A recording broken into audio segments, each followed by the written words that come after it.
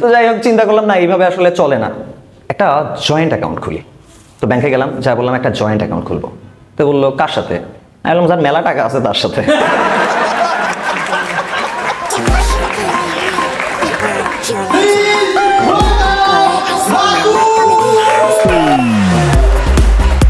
Thank you, আমার জন্য হাততালি দিয়েছেন তাইলে। আচ্ছা যাই হোক, শুরুতে একটা কথা বলি যে আমরা যেহেতু ছেলে, মেয়ে পটানোর একটা প্রবণতা কিন্তু আমাদের মধ্যে থাকেই। আর আজকাল মেয়েদের পটাইতে 5 ইঞ্চি বা 6 ইঞ্চি লাগে না, জাস্ট 3 ইঞ্চি যথেষ্ট। বুঝতেছেন না কিভাবে? আরে না না না, ওইটা না।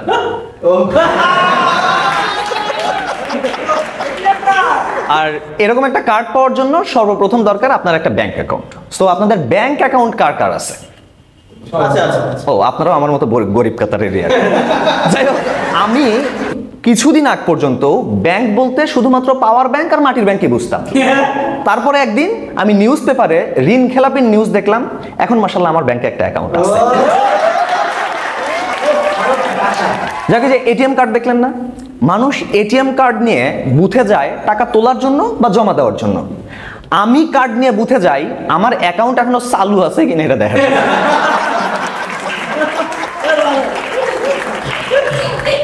36 পয়সা আছে ভাই আমার অ্যাকাউন্টে।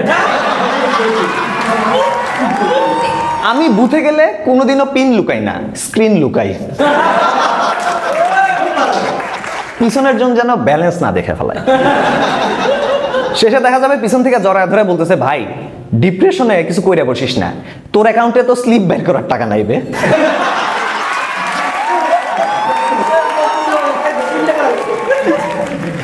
তো সেদিন এটিএম বুথে গেছি, পিছনে একজন খুব কাছাকাছি দাঁড়ায় আছে। তা আমি ওনারে দেখতেছি আর দেখতেছি। আমি ওনারে বললাম, ভাই একটু দূরে গিয়ে দাঁড়ান না। তো বলছে, ভাই আমি আপনার পিন দেখতেছি না। আমি বললাম 2456। পিন লুকানোর দরকার নাই, আমার স্ক্রিন লুকানো দরকার। যাই হোক, আমার ব্যাংক অ্যাকাউন্টের ব্যালেন্স সবসময়ই আমার পিন কোডের চাইতে ছোটই ছিল।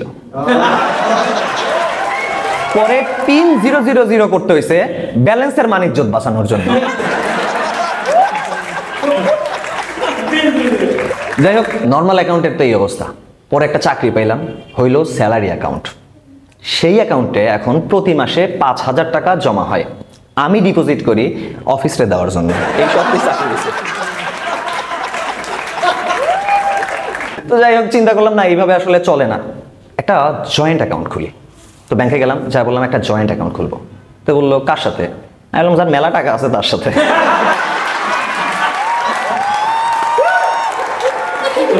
আমার গাড় ধরে ব্যাংক থেকে বাইর করে দিছে। অন্য আর এক ব্যাংকে গেলাম, দেখলাম এই ডেবিট কার্ড বা হ্যান ত্যান এসে এই ডেবিট অ্যাকাউন্টে হবে না। আমার তো টাকা নাই, তাহলে আমার কি দরকার? আমার দরকার লোন। সো তার মানে আমার একটা ক্রেডিট কার্ড দরকার। ব্যাংকে যা বললাম আমাকে একটা ক্রেডিট কার্ড দেন। তো বললো যে ভাই ক্রেডিট কার্ডের কিছু শর্ত আছে, আপনি স্যালারি অনুযায়ী যদি নিতে চান তাহলে আপনার স্যালারি মিনিমাম 30,000 টাকা হইতে হবে। আরে ভাই, আমার যদি প্রতি মাসে 30,000 টাকা ইনকামই থাকবে, আমি ক্রেডিট কার্ড দিয়ে কি করবো? আমরা বলতেছে ভাই এছাড়া তো হবে না। আমি বললাম ভাই আমার স্যালারি নাই, এই ছাড়া কি কোনোভাবে ক্রেডিট কার্ড দেওয়া যায়? বললো হ্যাঁ, আর একটা ওয়ে আছে, সেটা হচ্ছে আপনি 1 লক্ষ টাকা ডিপোজিট করেন, আপনাকে একটা ক্রেডিট কার্ড দিব। 30,000 টাকা জোগাড় করতে পারি না, আমি নাকি 1 লাখ টাকা জোগাড় করবো? কথা শুনছেন? তো যাই হোক, তারপরে চিন্তা করলাম না ক্রেডিট কার্ড হবে না, অন্য কোনো পন্থায় লোন নেওয়া যায় কি না। চিন্তা করলাম আমার তো বেশি সামর্থ্য নাই, 1020 টাকা লোন করি।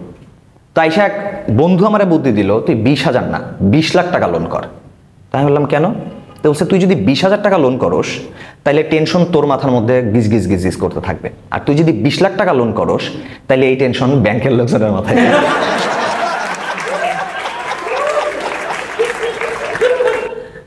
অবস্থা বুঝছেন তো?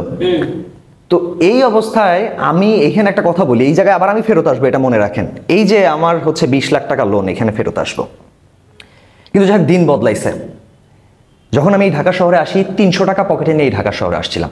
2 বছর হলো কমেডি করতেছি, আল্লাহ দিলে মাশাল্লাহ আমার ব্যাংকে এখন 3 লক্ষ টাকা লোন।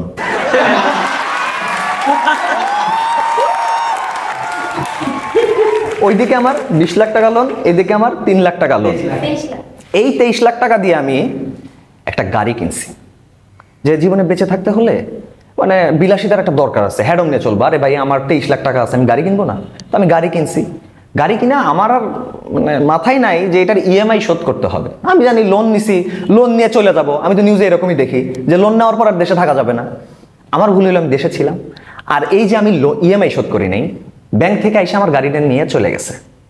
এখন চিন্তা করতেছি আমি বিয়েটা কেন লোন করে করলাম না।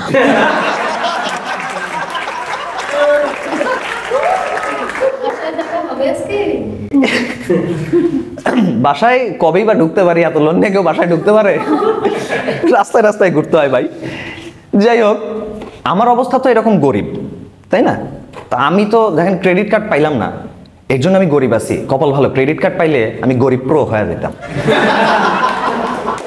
আমার সাথেও বড় গরিব এই দেশে আছে। বুঝতেছেন? মানে চিন্তা করছেন কারা? ব্যাংকাররা। কেমনে জানেন? কারণ এরা সারাদিন কোটি কোটি টাকার লেনদেন করে, আর দিন শেষে বাড়ির যায় আলু ভর্তা দিয়ে ভাত খায়।